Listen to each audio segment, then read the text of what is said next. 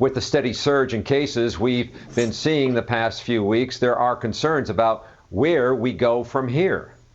Especially since the flu season is really now here. Joining us now, Lieutenant Governor Mandela Barnes. We appreciate you being with us this afternoon, Lieutenant Governor. You know, Wisconsin leads the nation in dramatic growth. Oh, thank you. Sorry, I didn't mean to step on you. But, you know, we're leading the nation in the dramatic growth of COVID-19. Do you have a message for the presidential candidates and surrogates? Jill Biden, who is here Monday for 2 small events, and President Trump will be here in our state for 2 rallies this weekend. Any message for all of the candidates that are coming here? Well, absolutely. It does not have to be this way, especially in Wisconsin.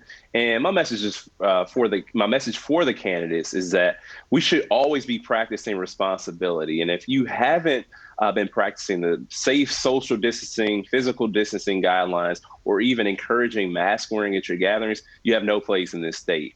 We cannot deal with this rate of growth. Our hospital system is being overrun. We are seeing more deaths than we had seen previously. And Donald Trump has been known to have these events with no masks and also no physical distancing guidelines, putting people's lives at risk. And we just cannot handle that at this point in our state. Lieutenant Governor, every county has new cases of coronavirus. The governor's calling on people to avoid large gatherings. Are you sensing people have this coronavirus fatigue? And is there really anything more he can do besides just saying wear a mask, social distance, stay home if you don't need to go somewhere? Well, certainly people are growing frustrated. People are growing tired. People are weary. Completely understood. And what we're also seeing, as you see in the traditional cold and flu season, is that the temperatures are dropping. People aren't spending as much time outside. More people are having gatherings indoors. And now you have the NBA championships. You have football season going on. People are going into bars. People are having more house parties. And we are asking that people please slow down that activity because there is no party, there is no game that is worth someone else's life. And I say someone else's life because each time you put yourself at risk, you're putting someone else at risk. And I know there are individuals who may feel like they're immune, may feel like, they'll take their chances and they think that they can beat it. That may not be the case for someone else that you come in contact with. And I want people to be very conscious of that fact. You know, Lieutenant Governor, we've heard a lot about everybody working together, and we know that social distancing is important, but a lot of people just really say they're bored. They want to get on with life.